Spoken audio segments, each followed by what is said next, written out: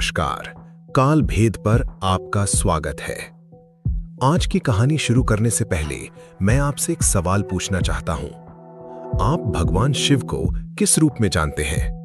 शायद आप कहेंगे भोलेनाथ, जो जल्दी प्रसन्न हो जाते हैं, जो अपने भक्तों को सब कुछ दे देते हैं, जो गंगा धारण करते हैं, चंद्रमा धारण करते हैं और कैलाश पर विराजते हैं। ये सब सच है, लेकिन भाइयों, भगवान शिव का एक और रूप भी है। एक ऐसा रूप जो इतना भयानक था, इतना विकराल था, इतना असीमित था कि जब उन्होंने वो रूप धारण किया तो स्वर्ग के देवता कांप गए, इंद्र का सिंहासन हिल गया, ब्रह्मा जी के चारों मुख बंद हो गए और स्वयं विष्णु जी ने अपनी आंखें ढक लीं। वो रूप था रुद्र अवतार, भगवान शिव का सबसे भयंकर, सबसे शक्तिशाली और सबसे रहस्यमय रूप। शिव पुराण में इस रूप का वर्णन है और जो लिखा है वो पढ़कर आज भी रोंगटे खड़े हो जाते हैं। आज हम जानेंगे रुद्र अवतार क्यों प्रकट हुआ, किसने शिव जी को इतना क्रोधित किया, उस रूप में शिव जी ने क्या क्या किया और वो क्षण कैसे शांत हुआ। ये कहानी है शक्ति की, न्याय की और उस परम सत्य की जो तब प्रकट होता है जब अधर्म अपनी सीमा पार कर जाता है। देखते रहिए पूरी वीडियो काल भेद के साथ। और अगर आप पहली बार आए हैं तो अभी सब्सक्राइब करें, क्योंकि ऐसे रहस्य यहां रोज आते हैं। भाइयों, पहले समझते हैं रुद्र कौन है। हम सब शिव जी को जानते हैं, लेकिन रुद्र नाम सुनकर मन में एक अलग ही छवि आती है। शिव पुराण में लिखा है, रुद्र शब्द दो भागों से बना है। रु यानी दुख, द्र यानी दूर करने वाला, यानी जो दुखों को दूर करे वो रुद्र। लेकिन इसका एक और अर्थ भी है। रु यानी रोना, द्र यानी जो रुलाए, यानी जो अधर्मियों को रुला दे, जो पापियों को उनके कर्मों का हिसाब दे, वो भी रुद्र। भाइयों, भगवान शिव के ये दोनों रूप एक साथ चलते हैं। जो अपने भक्तों के दुख दूर करते हैं, वही जब क्रोधित होते हैं तो अधर्म का नाश करते हैं। शिव पुराण बताता है भगवान शिव के 11 रुद्र अवतार है, 11, और हर रुद्र अवतार एक विशेष उद्देश्य के लिए प्रकट हुआ। इनमें से सबसे भयंकर, सबसे शक्तिशाली और सबसे रहस्यमय था वीरभद्र अवतार।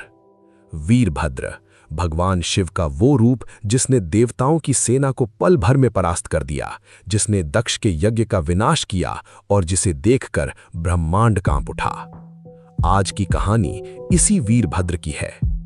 भाइयों, इस कहानी को समझने के लिए पहले पृष्ठभूमि जाननी होगी। दक्ष प्रजापति, ब्रह्मा जी के पुत्र, एक अत्यंत शक्तिशाली राजा और प्रजापति। दक्ष की एक पुत्री थी सती, जो स्वयं आदि शक्ति का अवतार थी। सती भगवान शिव से प्रेम करती थीं, बचपन से, हर जन्म से। उन्होंने तपस्या की, भगवान शिव को प्रसन्न किया और विवाह हुआ।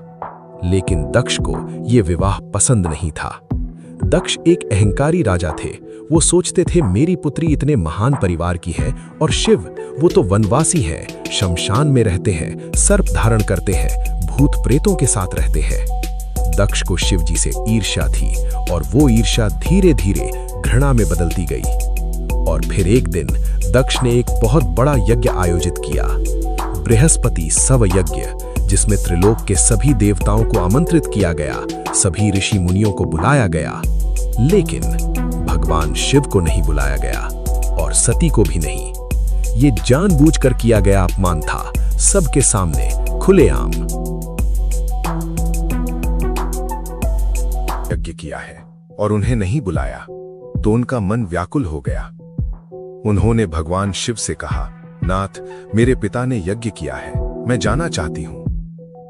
भगवान शिव ने कहा, देवी, जहां आमंत्रण न हो वहां जाना उचित नहीं, विशेषकर तब जब हम जानते हों कि दक्ष का मन हमारे प्रति क्या है। सती ने कहा, लेकिन नाथ, वो मेरे पिता हैं, पिता के यज्ञ में पुत्री बिन बुलाए भी जा सकती है। भगवान शिव ने बहुत समझाया, लेकिन सती नहीं मानी। आखिरकार भगवान शिव ने उन्हें जाने की अनुमति दी, अपने गणों के साथ। सती यज्ञ स्थल पर पहुंची, लेकिन वहां जो हुआ उसकी सती ने कल्पना भी नहीं की थी। दक्ष ने सती को देखा और उनका स्वागत नहीं किया। उल्टा दक्ष ने सबके सामने भगवान शिव का अपमान किया। उन्होंने कहा, शिव योग्य नहीं है, वो शमशानवासी है, वो अशुभ है। मैंने उन्हें जानबूझकर नहीं बुलाया, और तुम भी यहां आकर इस यज्ञ को अपवित्र कर रही हो। सती ने यह सुना और उनके मन में एक भयंकर पीड़ा उठी। उनके पति का अपमान सबके सामने, उनके अपने पिता के मुख से। सती ने कहा, पिताजी, आप जो कह रहे हैं वो सत्य नहीं है। भगवान शिव सर्वोच्च है, आदिदेव है, लेकिन आप अहंकार में अंधे हो गए हैं। दक्ष ने फिर भी नहीं माना और शिव जी का अपमान जारी रखा। और तब सती ने एक ऐसा निर्णय लिया जिसने पूरे ब्रह्मांड को हिला दिया। सती ने कहा, पिताजी, आपने जिस शरीर से जन्म लिया, उसी शरीर ने आज मेरे पति का अपमान सुना। मैं इस शरीर को नहीं रखना चाहती। सबने देखा, सती यज्ञ कुंड के पास गईं और उन्होंने यज्ञ की अग्नि में स्वयं को समर्पित कर दिया। सती यज्ञ अग्नि में लीन हो गईं। पूरे यज्ञ स्थल में हाहाकार मच गया। देवताओं के मुख से चीख निकली, ऋषि मुनि स्तब्ध रह गए, दक्ष के गणों में भगदड़ मच गई। और वो खबर तेजी से कैलाश की ओर जाने लगी, जहां भगवान शिव अपनी समाधि में थे। भाइयों, नारद जी, जो सदा ब्रह्मांड में विचरण करते हैं, जो हर घटना के साक्षी होते हैं, उन्होंने सती का बलिदान देखा और वो तुरंत कैलाश की ओर उड़ चले। कैलाश पर्वत बर्फ से ढटा, शांत, दिव्य। भगवान शिव समाधि में थे, गहरी समाधि, जहां बाहरी दुनिया की कोई आवाज नहीं पहुंचती। नारद जी पहुंचे, रुके और फिर धीरे से बोले, हे महादेव, हे त्रिपुरारी, हे शंभो। भगवान शिव की समाधि टूटी। उन्होंने आंखें खोली, नारद जी को देखा और कुछ भांप गए। उन्होंने पूछा, नारद, क्या हुआ? नारद जी ने हाथ जोड़े और बोले, प्रभु, दक्ष के यज्ञ में माता सती ने। नारद जी आगे नहीं बोल सके, लेकिन भगवान शिव समझ गए। एक पल के लिए पूरे ब्रह्मांड में एक अजीब सी खामोशी आ गई, जैसे समय रुक गया हो। सीन 7, शिव जी का शोक और क्रोध का जन्म। भगवान शिव ने आंखें बंद की। 1 पल, 2 पल, 3 पल, और फिर उनकी आंखें खुली। शिव पुराण बताता है, उस पल भगवान शिव की आंखों में दुनिया ने पहली बार एक ऐसा भाव देखा जो पहले कभी नहीं देखा था। वो भाव था असीमित, अनंत, भयंकर, क्रोध, लेकिन उसके पीछे था एक गहरा, असहनीय दर्द। सती, जो उनकी अर्धांगिनी थी, जो उनकी शक्ति थी, जो उनका प्रेम थी, वो चली गई थी। और क्यों? क्योंकि एक अहंकारी ने एक पिता होकर अपनी पुत्री का सम्मान नहीं रखा और उसके पति का अपमान किया। वो दर्द, वो क्रोध, वो शोक सब एक साथ उमड़ पड़े और भगवान शिव के उस क्रोध ने एक ऐसी ऊर्जा को जन्म दिया जो आज तक किसी ने नहीं देखी थी। शिव पुराण में लिखा है, भगवान शिव ने अपनी जटा पकड़ी और जमीन पर पटकी। उस एक क्रिया से कैलाश हिल गया, धरती कांपी, आकाश में बिजलियां चमकी, समुद्र में लहरें उठी और तीनों लोकों में एक भयंकर कंपन फैल गया। देवताओं ने महसूस किया, कुछ अनहोनी होने वाली है। भगवान शिव की जटा से एक चिंगारी निकली, एक दिव्य, भयंकर, असीमित चिंगारी, और उस चिंगारी से एक आकृति प्रकट हुई। शिव पुराण इस दृश्य का वर्णन कुछ इस तरह करता है। वो आकृति आकाश जितनी ऊंची थी, उसके हजारों हाथ थे, हजारों आंखें थी, हर आंख में अग्नि थी, हर हाथ में एक दिव्य अस्त्र था। उसका रंग था काले बादलों जैसा, उसके बाल थे लपटों जैसे, उसकी आवाज थी हजार बिजलियों जैसी। वो था वीरभद्र, भगवान शिव के क्रोध से जन्मा, भगवान शिव की शक्ति से बना और भगवान शिव की आज्ञा का पालन करने आया। वीरभद्र ने भगवान शिव को प्रणाम किया और पूछा, प्रभु, मुझे क्या आज्ञा है? भगवान शिव ने कहा, जाओ वीरभद्र, दक्ष के यज्ञ में जाओ और न्याय करो। वीरभद्र ने कहा, जैसी आज्ञा प्रभु, और वो चल दिया। शिव पुराण बताता है, वीरभद्र के चलने से धरती थरथराई, उसके पैरों की आहट से पहाड़ डोले और उसकी गर्जना से तीनों लोकों में हलचल मच गई। वीरभद्र अकेला नहीं था, उसके साथ थी भगवान शिव की गण सेना। शिव पुराण में इस सेना का वर्णन सुनकर मन स्तब्ध हो जाता है। करोड़ों गण, हर गण एक से बढ़कर एक, भैरव, वीर, प्रमथ, पिशाच, महाकाल। कुछ के 3 सिर थे, कुछ के 5, कुछ के 10, कुछ के हाथों में त्रिशूल था, कुछ के हाथों में खड्ग, कुछ के हाथों में गदा। और उन सब के आगे थे वीरभद्र, जो उस पूरी सेना का सेनापति था। वो सेना आकाश में उड़ी और दक्ष के यज्ञ स्थल की ओर बढ़ने लगी। जहां से भी वो सेना गुजरी, वहां तूफान आया, बिजलियां गिरी, अंधेरा छा गया। देवताओं ने आकाश से ये देखा और कांप गए। ये क्या है? ये कहां जा रहा है? और जब उन्हें पता चला कि ये वीरभद्र है और वो दक्ष के यज्ञ स्थल जा रहा है, तो देवताओं में हड़कंप मच गया। दक्ष का यज्ञ स्थल भव्य, विशाल, सुंदर, चारों तरफ यज्ञ की अग्नि, हवन कुंड, मंत्रोच्चार, देवताओं की उपस्थिति। दक्ष अपने आसन पर बैठे थे, गर्व से भरे, अहंकार से भरे। उन्हें लग रहा था सब ठीक है, यज्ञ सफल हो रहा है। लेकिन तभी आकाश में एक गर्जना हुई। ऐसी गर्जना जो किसी बादल की नहीं थी, जो किसी वज्र की नहीं थी, जो किसी ज्ञात शक्ति की नहीं थी। सबने ऊपर देखा और जो दिखा उसे देखकर यज्ञ स्थल में मौजूद हर एक प्राणी ठिठक गया। आकाश से एक विशाल सेना उतर रही थी, जो अंधेरे को साथ लाई थी, जो तूफान को साथ लाई थी। और सबसे आगे था वीरभद्र। आकाश जितना ऊंचा, हजारों हाथों वाला, हर आंख में अग्नि और हर कदम से धरती कांपती। यज्ञ स्थल में मौजूद देवता जो दक्ष के निमंत्रण पर आए थे, वो वीरभद्र को देखकर तुरंत समझ गए, ये शिव जी का क्रोध है, ये हमारे लिए नहीं है, लेकिन यहाँ रहना सुरक्षित नहीं। इंद्र ने अपना हाथी ऐरावत मोड़ा और भागने लगे। अग्निदेव ने अपना रथ घुमाया और चल दिए। वरुण, कुबेर, यम सब भागे। शिव पुराण बताता है, देवताओं की वो भागती हुई सेना देखकर वीरभद्र ने एक गर्जना की। उस गर्जना से वो देवता जो भाग रहे थे रुक गए, उनके पैर कांपने लगे और कुछ तो वहीं गिर पड़े। इंद्र का वज्र, जो सबसे शक्तिशाली हथियार माना जाता था, वो भी उस गर्जना से कंपित हो गया। देवताओं ने देखा भागना संभव नहीं। वो वापस आए, लेकिन अब उनके पास युद्ध करने की हिम्मत नहीं थी। वो बस खड़े थे और देख रहे थे। वीरभद्र यज्ञ स्थल में पहुंचा और जो हुआ उसके बाद वो शिव पुराण के सबसे भयंकर पृष्ठों में दर्ज है।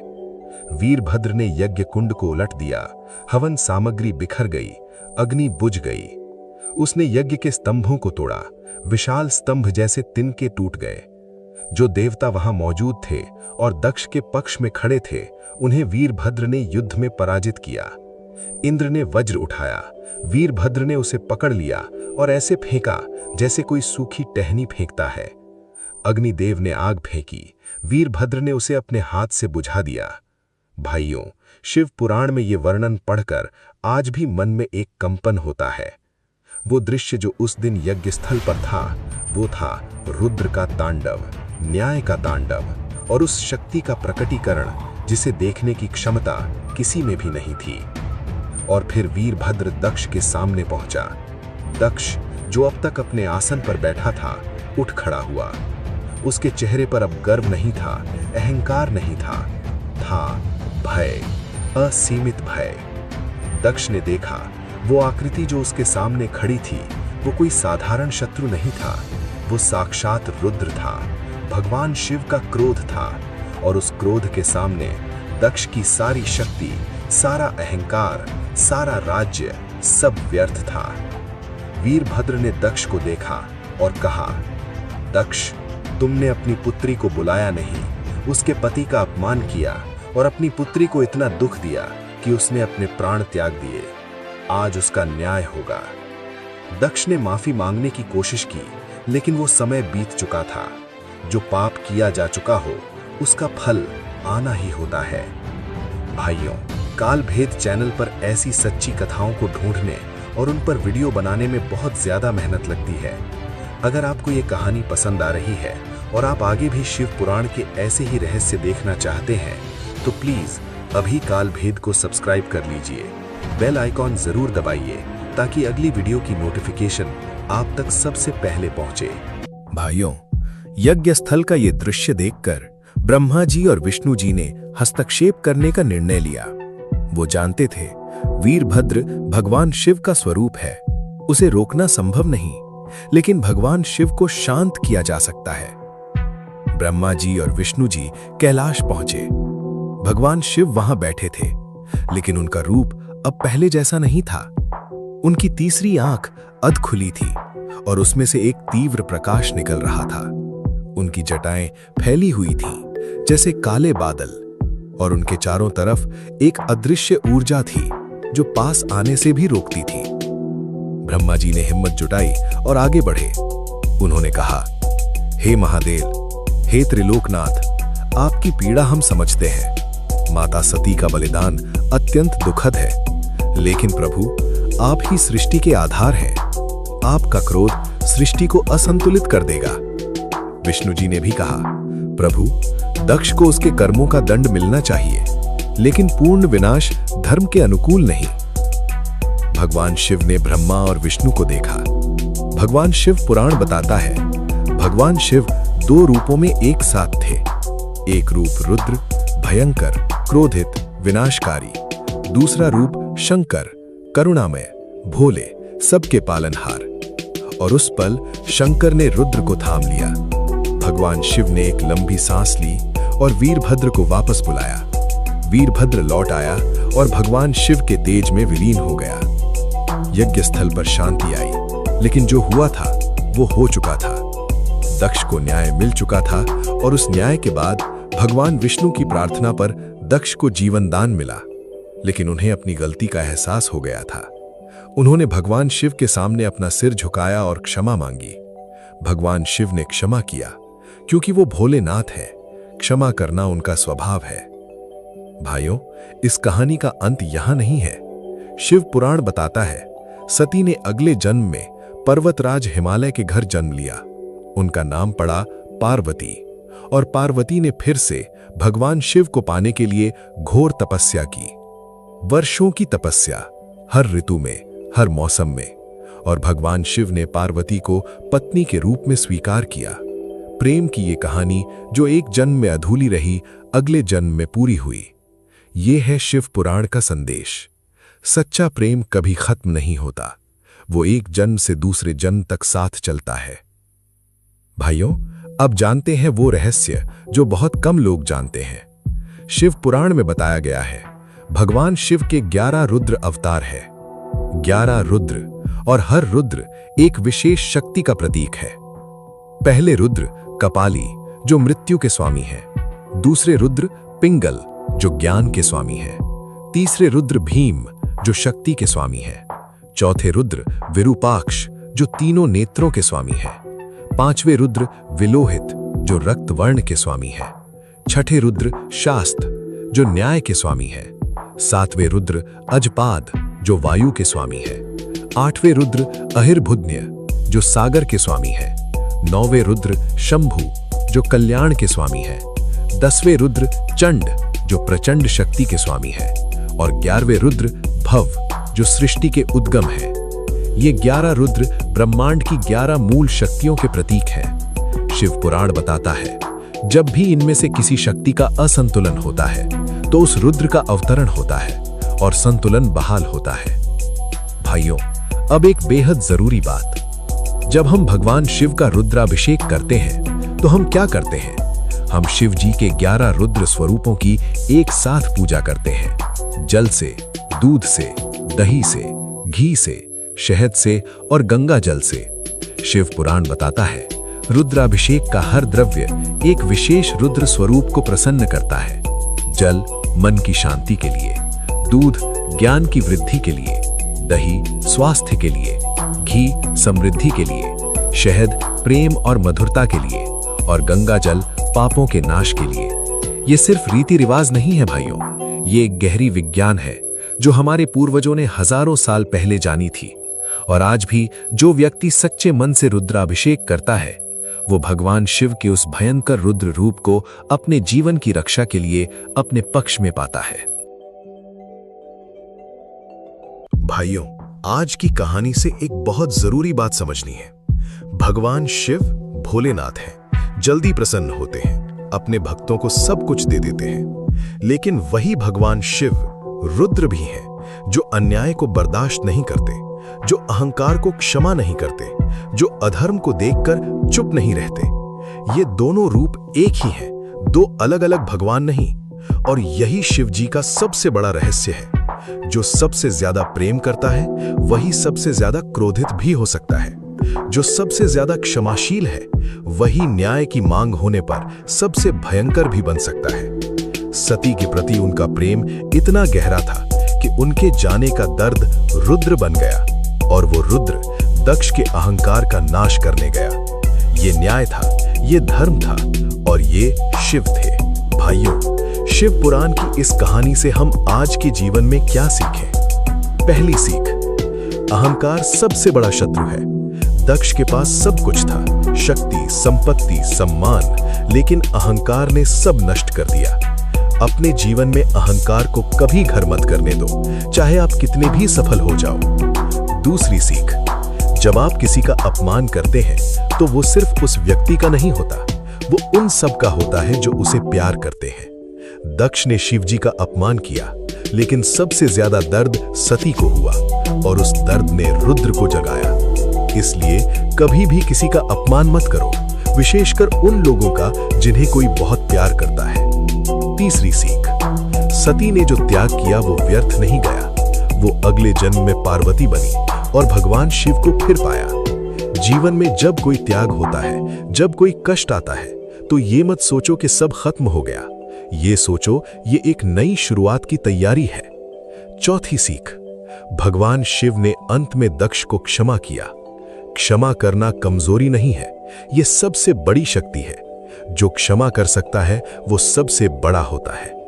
और पांचवी सीख, भगवान शिव हमेशा अपने भक्तों के साथ हैं, चाहे हम उन्हें भोलेनाथ के रूप में पूजें या रुद्र के रूप में। जब आपके जीवन में अन्याय हो, जब कोई आपका अपमान करे, जब आप बेबस महसूस करें, तो शिव जी का नाम लो, महादेव को याद करो, क्योंकि वो रुद्र भी हैं और न्याय करना उनका स्वभाव है। भाइयों और बहनों, आज हमने जाना रुद्र कौन है, वीरभद्र कैसे जन्मे, दक्ष के यज्ञ में क्या हुआ, और शिव जी के 11 रुद्र स्वरूप क्या है। शिव पुराण की ये कहानी हजारों साल पुरानी है, लेकिन इसका संदेश आज भी उतना ही प्रासंगिक है। अहंकार मत करो, किसी का अपमान मत करो, प्रेम को कभी कमजोर मत समझो, और हमेशा याद रखो, जब धर्म की हानि होती है, जब अन्याय की सीमा पार होती है, तो रुद्र जागता है, और रुद्र जब जागता है तो न्याय होकर ही रहता है। जय महादेव, जय शिव शंकर, जय भोलेनाथ। भाइयों, काल भेद चैनल पर ऐसी सच्ची कथाओं को ढूंढने और उन पर वीडियो बनाने में बहुत ज्यादा मेहनत लगती है। अगर आपको ये कहानी पसंद आ रही है और आप आगे भी शिव पुराण के ऐसे ही रहस्य देखना चाहते हैं, तो प्लीज अभी काल भेद को सब्सक्राइब कर लीजिए। बेल आइकन जरूर दबाइए ताकि अगली वीडियो की नोटिफिकेशन आप तक सबसे पहले पहुंचे। भाइयों, शिव पुराण में ऐसे और भी अनगिनत रहस्य हैं। अगले वीडियो में हम जानेंगे वो 7 पाप जिनकी सजा यमराज इसी जन्म में देते हैं। गरुड़ पुराण और शिव पुराण दोनों में ये लिखा है। अगर आप ये देखना चाहते हैं तो काल भेद को अभी सब्सक्राइब करें, बेल आइकन जरूर दबाएं, और ये वीडियो अपने दोस्तों और परिवार को जरूर शेयर करें। मिलते हैं अगले वीडियो में एक और रहस्य के साथ। जय महादेव।